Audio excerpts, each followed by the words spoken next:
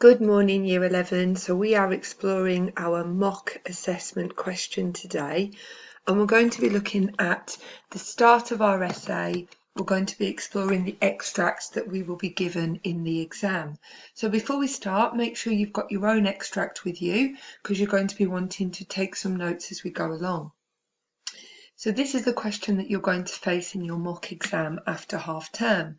Starting with this extract, how far does Shakespeare present Lady Macbeth as a powerful woman? And we know it's a 30-mark question, and there's also 4 marks available for the quality of our writing in terms of our spelling, our punctuation, and our grammar. So as always with our literature essays, plays, and our novels, we are going to set our stall out. We're going to give a main overarching idea and argument that we're going to follow, and then we're going to support our argument focusing on the start, the middle, and the end of the play.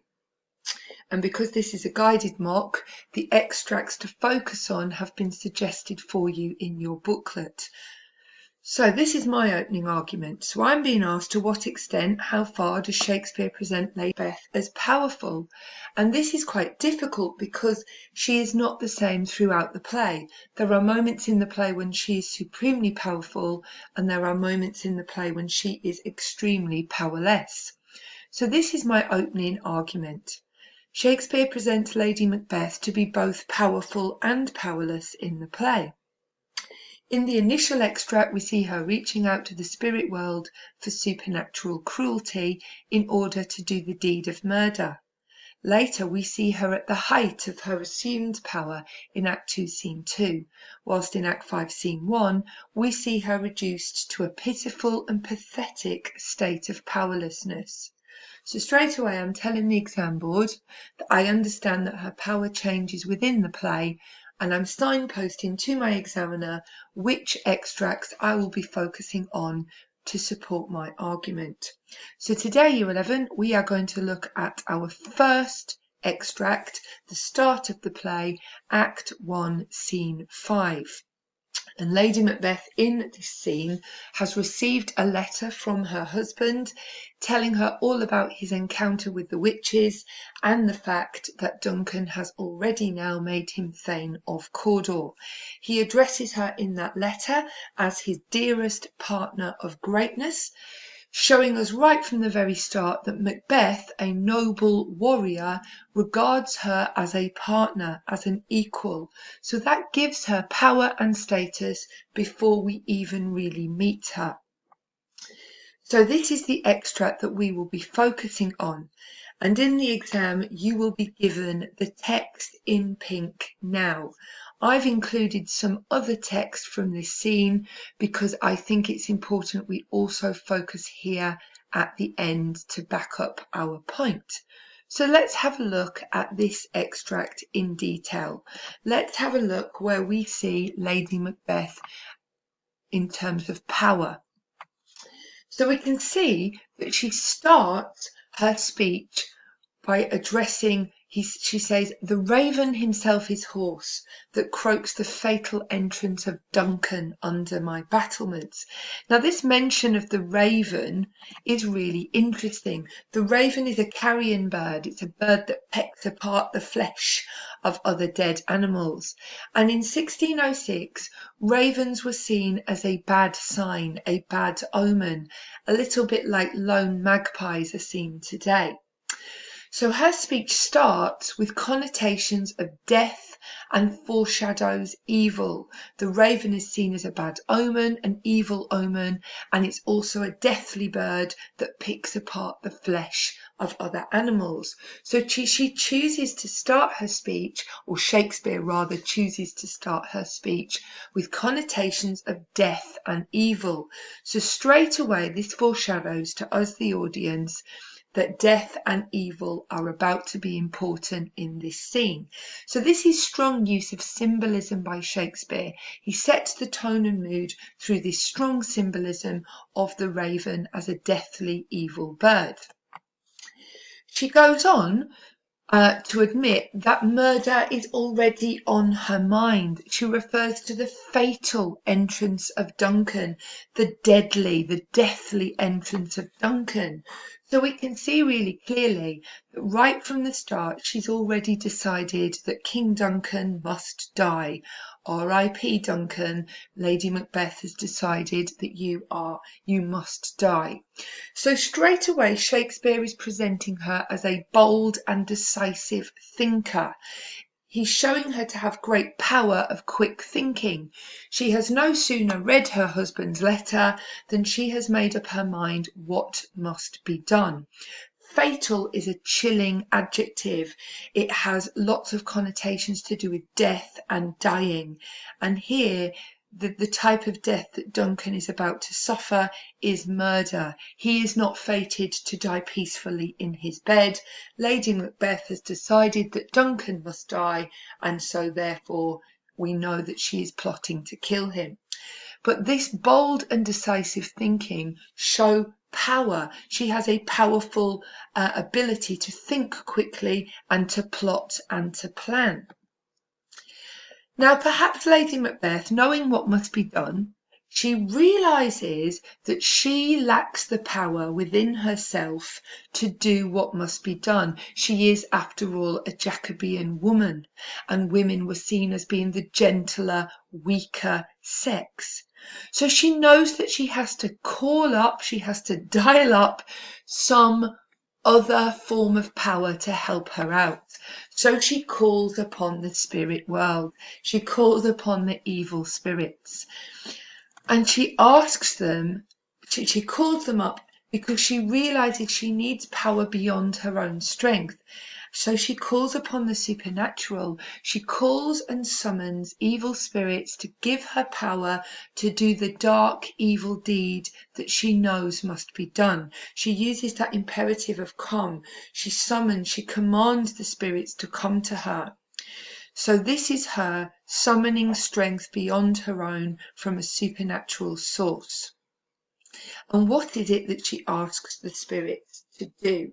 She asks the spirits to fill her from the top of her head, the crown, to her toes, full of direst cruelty, the worst sorts of evil and cruelty. She's asking to be made cruel. So I'm going to throw this picture in there as the most cruel, evil person that I can think of. She is asking to be made evil. It's a specific kind of power that she is requesting. It's the very worst cruelty. She is, we can infer, asking to be made evil. It's interesting to note the exclamation mark there at the end of her request. It's exclamatory language. She knows herself that what she is requesting is absolutely shocking. And what is it further that she asks them to do? She asks the spirits to come to her womanly breasts and to take her mother's milk for poison. So we have this idea here of a breastfeeding, nurturing, loving, archetypal mother. And there is great power in a mother's milk. A mother's milk in the early weeks of a child's life is the only sustaining thing that gives the child life. It's a great, powerful, wholesome source of food for the baby. There's great power in a mother's milk. And we can see here that she's swapping one power for another. She's substituting her life-giving, strong mother's milk for a poisonous, bitter gall. There is a clear juxtaposition here between goodness and evil. She's asking the spirits to take her motherly goodness and to turn it into poisonous evil, swapping one power for another. And we're going to focus at the end of this extract. By this time, Macbeth has entered the stage and she's addressing her husband. She realizes that he has a face like a book. People can read him. So she says to him, she urges him, you need to look like the innocent flower, but be the snake, be the serpent under it. Look like the flower, but underneath is this cunning, evil snake. So we see there that she's in control. She's using imperatives to command her husband. Look like this, but be the other way. So we see she's in control. We see that she has power and influence over her husband. And we infer that her request for power seems to have been successful. Her application to be filled with evil power seems to have worked because she's in control. She is in power. And again, we have this juxtaposition of goodness and evil. Look like the beautiful, innocent flower, but be the deadly, evil, devilish snake underneath.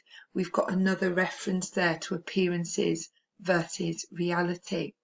So we've got a lot of information there that can help us to put together our first paragraph for our mock essay. We're being asked how far does Shakespeare present Lady Macbeth as a powerful woman? And we are focusing here on the start, the opening extract. And this is a response that I've put together. We can read it together now because it will give us some ideas for our own response. In Act 5, Scene 5, we see Lady Macbeth at the start of her fight, her grapple with power. She has murderous thoughts in mind as she considers the fatal entrance of Duncan. We see she's already decided the king must die. We might imply that she perhaps knows that her own strength and power as a woman is limited, and so she applies to a power beyond her control, the supernatural. She shockingly calls upon the evil spirit world, using the imperative come to summon strength from the darkest possible source. The original audience of 1606 would surely have been shocked to see a noble woman turning to the devil for power, and we too are uneasy and fearful about where all this might end.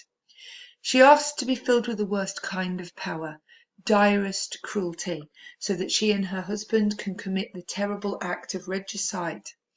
We infer that she asks to swap one power for another, her life-giving, powerful mother's milk to be swapped for poisonous, bitter gore. We understand here that she's asking to be filled with evil, and this foreshadows that this will not end well, as she is trafficking with power beyond her human control.